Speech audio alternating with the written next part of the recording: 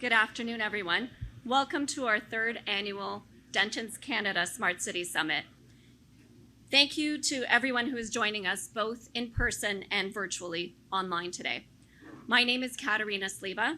I am your host for the afternoon and chair of this summit. I am a partner at Dentons Canada and head of our municipal planning, land use, and development group in the Toronto office. I'm also the national real estate co-lead and chair of our Canada Smart Cities think tank. I'm thrilled to be streaming live today from the Arcadis IBI Smart Cities Sandbox, and to finally, after 3 years of doing this virtually, be able to welcome our audience in person in part. As you know, today is a hybrid event, so we are streaming for our virtual attendees and presenters. You will hear more about the Smart Cities Sandbox soon, and I'm excited to say that Dentons is a partner in the Sandbox, and we're really thrilled to see what that experience has to bring. Dentons defines a smart city as one that modernizes digital, physical, and social infrastructure and integrates all essential services for the benefits of its citizens by harnessing advances in sustainable technology to make the delivery of these services more efficient, useful, innovative, and equitable. It begins with the particular need and goals of a community or a city, and then aims to address those needs through things such as advanced data analytics and efficient coordinated implementation of advanced telecommunications, sensor and camera technology, traffic control, LED street lighting, deployment of electronic and autonomous vehicles, smart health services, smart buildings, and so many other technologies and services. I am thrilled to get the summit started and to hear from our many distinguished speakers today. We're going to hear about things such as smart transit and how data can be utilized to improve user satisfaction, urban energy alternative models, broadband and the chicken and egg problem with implementation. We will hear from our colleague in Jakarta about Nusantara, the new capital city planned for Indonesia. We will also hear from Invest Ontario's CEO and the Ministry of Innovation, Scale-Up and Regional Economic Development about innovation initiatives here in Ontario, and see how visual technology can help drive foreign investment into cities by way of digital tours. In pulling this program together, an underlining theme organically developed, one of the importance of strong regulatory leadership and strong leadership in general. Before I pass it off to my colleague Clint Vince to give the opening remarks, I have a few housekeeping matters. For our online audience, a detailed overview of the day, including our topics and speakers, is included under the agenda tab on your screen. For those in the room, there are some paper agendas in the back. The summit is being recorded, and any materials that we share with you today will be emailed to you directly along with that recording. The recording reminder is also for those in the room, and of course, if you're asking any questions, you will be captured and recorded. My colleague Diana Betley, who's to my right, will be co-hosting and helping with some of our Q&A today. Deanna is a municipal planning lawyer with our group in the Toronto office. You can submit questions throughout the summit using the Ask a Question tab if you're joining online. We will do our very best to answer all the questions, time permitting, of course. Otherwise, we will make every effort to address your questions post-event. For our in-person audience, please put your hand up and we will bring the mic over to you. If you require any technical assistance during the summit, please reach out to our team. You can find their information under the Technical Support tab. I will now pass it over to my colleague, Clint Vince, who's joining us virtually. Clint is the chair of the Dentons U.S. Energy Practice and co-chair of Dentons Global Energy Sector. Clint is rated as one of the leading energy lawyers in the U.S. and has directed the expansion of the U.S. energy team into a premier practice that includes professionals spanning the continent from coast to coast, offering a full range of services of energy in the energy industry. He is widely recognized for his cutting-edge theories and solutions within the energy industry and has a top-tier litigation track record. Clint is the founder of the Dentons Smart Cities and Connected Communities think tank, and he is one of the industry leaders on this subject. Over the years, we have built our Canadian Smart Cities think tank on Clint's vast experience. Welcome, Clint, and thank you. So glad that you're able to meet in person, and wish I could be there with you. But it's been such a busy world, and cities and communities are being affected in North America by developments in really faraway places. So I thought I'd give you a very quick snapshot and then a little bit more fulsome introduction of Kat, and then we'll really get into the heart of the Canada Summit. If you think about it, we had just limped out of COVID. 12 months ago, we had really pretty stable globalization, stable energy supply and energy prices. Inflation had not racked the world. It had started, but hadn't racked the world as badly as it has now. And in less actually than 11 months, we went from globalization and stable pricing and supply to really jagged geopolitics, and a Cold War now with Russia and China, a full-blown energy crisis and energy warfare being used for the first time at the level we're seeing it as a result of Putin's war. On top of that, we've got serious supply chain issues, and layered on top of that, climate change has brought along ever increasing turbulent and extreme weather that's impacting our cities and communities in a very, very dramatic way. We have also, at least in the United States, seen a dramatic increase in crime. The urban migration has continued at the remarkable pace that had been projected, and our world population is approaching 8 billion. So basically, against that very grim series of developments over the past year, the world is finally waking up to the fact that there is a really dramatic need for accelerated decarbonization. The global ESG movement is now really a very meaningful and impactful force. And because national governments have been slow to take action, subnational governments, cities, communities have really taken a lot of the leadership role and have done a tremendous amount of good during this time period. On the positive side, many governments have begun to really invest very substantial amounts of money in infrastructure. If you recall, the smart city term really started out, I think it was coined by IBM and then developed by the tech companies, primarily as a technology marketing tool. And really the essential focus was on technology. As Kat mentioned, we felt the definition for smart city needed to be broader than that. And we needed to focus on modernization of all infrastructure. So 6 years ago, we created our Smart Cities think tank. And the three key areas of infrastructure modernization that we focused on was digital, physical, and social, for the benefit of all citizens. And that we needed to continue to focus on technology and physical infrastructure such as roads and bridges. But at the subnational level, we really needed to put much more work into social infrastructure and governance and the regulatory policies that Kat mentioned.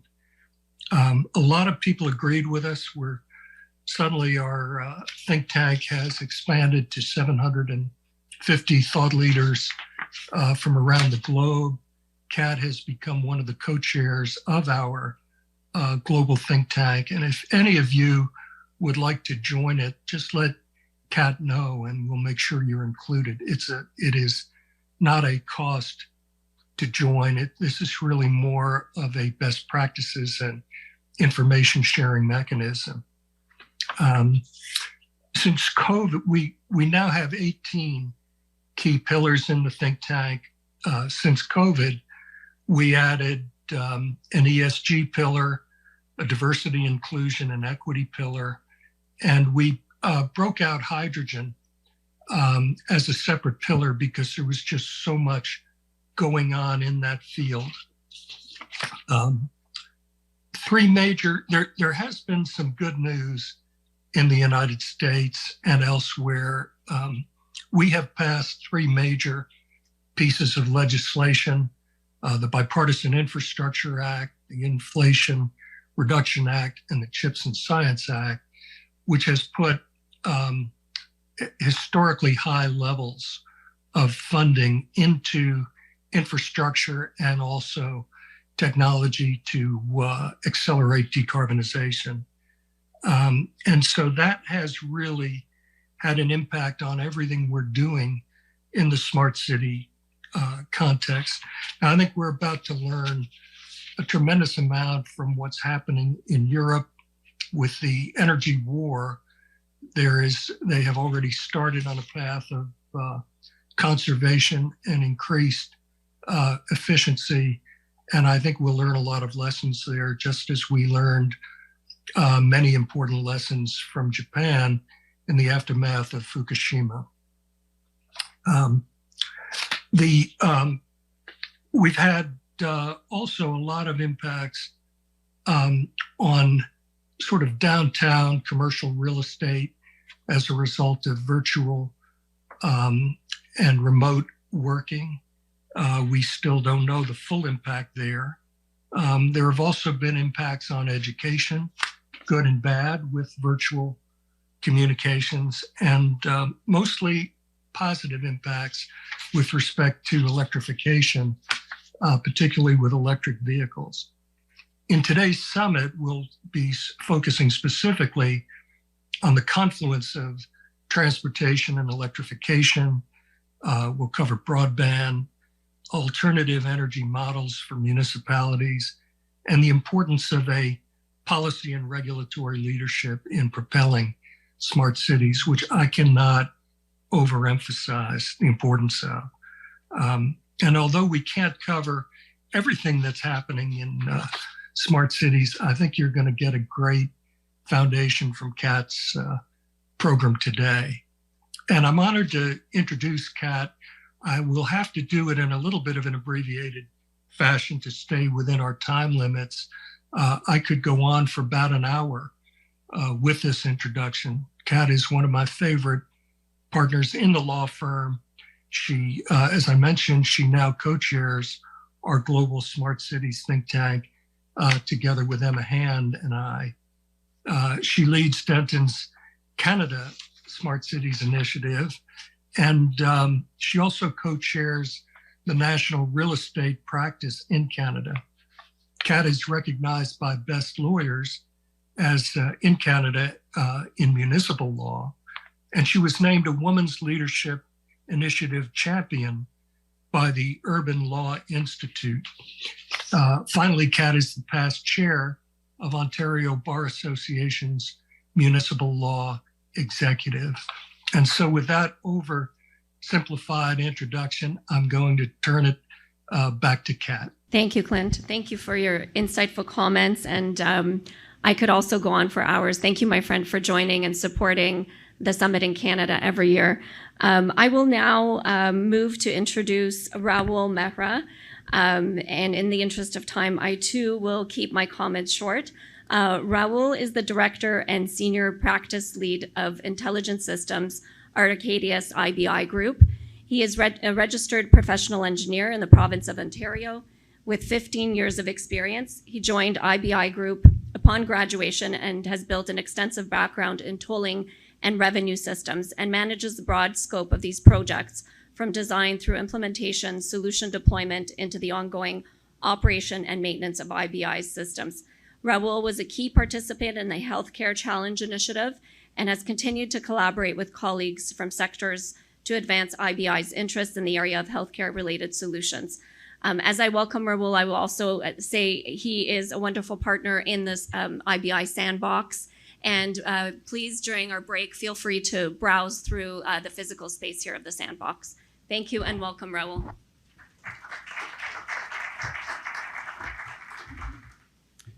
Thank you, Katarina.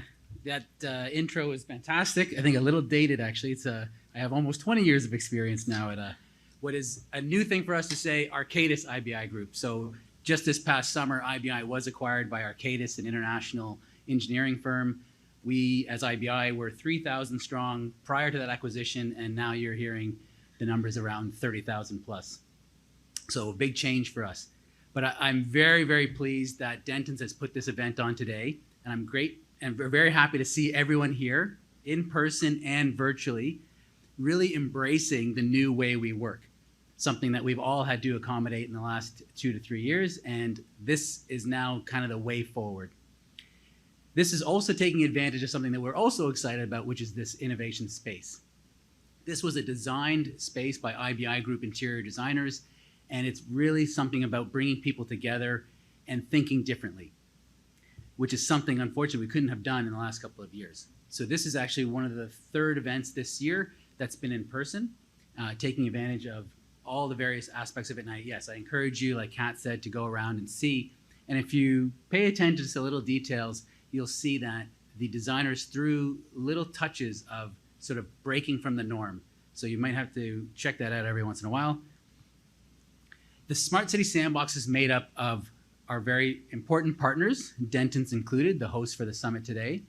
We also have Multiplex Construction, Ontario Centre of Innovation, Slate Asset Management, which is actually the owner and operator of this building, plus many others in the Yonge and St. Clair area, as well as throughout Toronto, Ontario Power Generation, Ellis Dawn, and Pelmerex, which is better known as the Weather Network, which probably almost everyone in this room and everyone virtually has that app on their phone. In addition to those partners, we embrace the smart city community. We have investors, startups, scale-ups, small, medium-sized businesses that are part of that community. Together with the partners in this community, we're bringing together thought leaders and innovators to help evolve how we live, work, and play. Very similar to the mandate that the Denton Smart City Group is doing. A great example of what we're trying to accomplish with the Sandbox is this event today, but also something we ran last month, which was a demo day of 10 innovative prop tech companies. These were scale-ups that had already had a significant amount of financing, but were also looking for more. It was so invigorating to see the types of ideas and solutions that these companies were coming together with, and they gave quick pitches to get everyone an idea of what they were building. These entrepreneurs were rethinking how we were building cities and how we were operating the buildings within. We learned about some amazing technologies. Who would have thought that today you can build a building with a 3D printer? There is a company out of Kingston, Ontario doing this right now. We also have robotics, similar to the automotive industry, that is doing that for building new buildings here in Ontario. We also have solutions coming out of places like Montreal, which is, traditionally has very cold winters, but these companies have built solutions that allow for all-weather construction, something that's going to be very important as we move forward to building buildings faster. We have AI to better operate buildings, digital solutions for mobility. It's clear that cutting-edge technology is happening now, and smart cities is here. If you were asked, what is the Smart City Sandbox? Well, I'll try and help you out on that. The Sandbox is a hub to bring people together that are helping shape cities by giving thoughtful consideration to design techniques and evolving technologies. But we have to factor things like climate change, sustainability, housing availability, housing affordability, and equity for critical resources such as broadband communication, something that became evident during the pandemic. The Sandbox will support this with events like today, company demo days, and real-life technology pilots, which you can actually witness down in the garage if you park here today, which is a vehicle-to-grid exchange where electric vehicles are giving energy to the building to offset peak demand. Our goal with the Sandbox is to inform decision makers about smart community technologies that are actually being done and successful smart community designs and solutions. A lot of what you hear about today. I'm very happy that Sandbox is open. Time to come and play in the Sandbox. Bring your technology toys, your new policy shovels, and your innovative design buckets. As a partner or community member, you'll get access to this space, as well as a digital twin that was created during the Sandbox. Apologies, I'm getting a phone call. It was from Switzerland. Which you may recall, during the pandemic, we successfully leveraged a digital twin of this space to actually hold events in the last couple of years. We're planning multiple events for next year. Key topics such as digital twins, autonomous vehicles, EV charging expansion, next-gen broadband communication are just a few ideas under consideration. And we're open to expand our partnership, both public and private sector companies, and add startups and scale-ups to our roster. Please find me or other Arcadis IBI Group staff if you would like to hear more, or you can go on to smartcitysandbox.com. Thank you.